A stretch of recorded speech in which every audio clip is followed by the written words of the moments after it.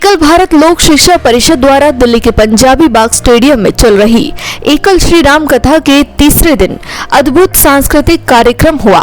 साथ ही हजारों की संख्या में लोगों की तादाद दिखी। इसी दौरान तीसरे दिन कथा में महामंडलेश्वर परम पूज्य स्वामी श्री नवल किशोर दास जी महाराज, महामंडलेश्वर परम पूज्य स्वामी श्री कंचन गिरी जी, महामंडलेश्वर परम पूज्य स्वामी श्री धीरेन्द्र पुरी जी महाराज ने अपनी उपस्थिति दर्ज कराई। साथ ही गणमान्य अतिथि आलोक कुमार अंतर्राष्ट्रीय अध्यक्ष विश्व हिंदू परिषद श्री जय भगवान गोयल, अध्यक्ष हिंदू यूनाइटेड फ्रंट भी कथा में उपस्थित रहे।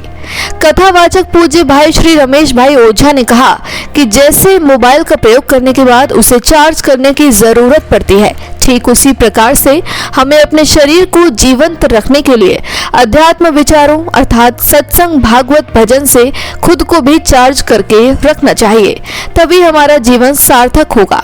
एकल भारत लोक शिक्षा परिषद के ट्रस्टी और कथा के मुख्य संयोजक सुभाष अग्रवाल, विनीत कुमार गुप्ता, नरेश कुमार, सुरेश कुमार जिंदल, सुरेंद्र पाल गुप्ता, विवेक नागपाल, मुख्य यजमान अनिल गुप्ता, मैनेजिंग कमेटी के चेयरमैन नीरज रायजादा, राष्ट्रीय प्रधान अखिल गुप्ता, राष्ट्रीय उप प्रधान संजीव टेकड़ीवाल, राष्ट्रीय महामंत्री राजीव अग्रवाल, राष्ट्रीय संयुक्त महामंत्री सुनील गुप्ता सहित कई गणमान्य महानुभाव उपस्थित रहे। हम सबके लिए बहुत आनंद का दिन है।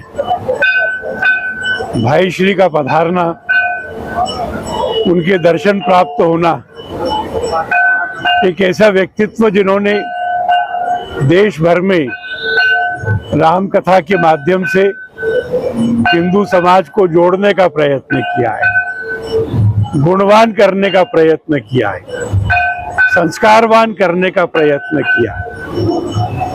अभी उन्होंने बताया पोरबंदर के उनके आश्रम में 43 साल से 43 इयर्स नवरात्र, शारदीय नवरात्र में ऐसा ही कार्यक्रम होता है। पूरे विश्व में उनकी ख्याति है और यह उससे भी ज्यादा बड़े आनंद की बात है कि यह कार्यक्रम एकल अभियान ने और भारतीय लोक शिक्षा परिषद ने आयोजित किया है। आयोजक भी धर्म के काम में लगे। देश भर के 1 लाख गांवों में एकल विद्यालय, ग्रामों का संपूर्ण विकास, गौ माता की वृद्धि और सतत सेवा, उन लोगों ने, उन तपस्वियों ने यह कार्यक्रम आयोजित किया। आयोजक भी श्रेष्ठ है, वक्ता भी पूज्य है। मुझे विश्वास है कि इस कथा से हम सब लोगों को राम जी के जीवन का अनुसरण करने की प्रेरणा मिलेगी। जय श्री राम। राम कथा सर्वोत्तम है, सब पापों का नाश करने वाली है, सारे परिवार को सुधारने वाली है और सारा परिवार इसमें राममय हो जाए तो भगवान का कार्य अपने आप हो जाए। राम को भगत चाहिए और भगत को राम चाहिए।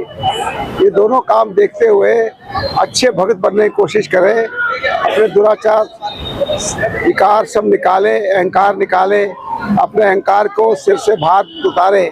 भार हल्का होगा तो आदमी ऊपर को जाता है, जब शरीर का भार हल्का होता है तो आदमी ऊपर को जाता है। इसको देखते हुए हमें अपने अहंकार को, राग को, द्वेष को, भावना को, ये राम कथा कहती है।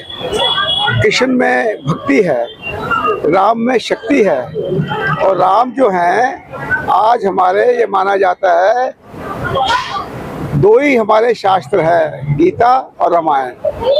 गीता के अध्यक्ष जो है कृष्ण भगवान है, रामायण के हमारे राम जी हैं। इन दोनों को अगर हम अपने अच्छी तरह तन्मय से पढ़ लें तो आपका भला हो जाए, उद्धार हो जाए, जीवन में कभी किसी चीज का विकार नहीं जाए। धन्यवाद। एकल श्री राम कथा रमेश भाई जी के द्वारा बहुत ही एक ऐसा सुंदर सराहनीय कार्य है जो राम कथा भी है और यह भी जानकारी है कि जो हमारे वनों में वनवासी जो भाई बंद बच्चे हमारे रहते हैं उनको शिक्षा के लिए जो BLSP के द्वारा कार्य किया जाता है उसकी जानकारी के लिए और राम की जानकारी के लिए बहुत ही सुंदर एक विषय है।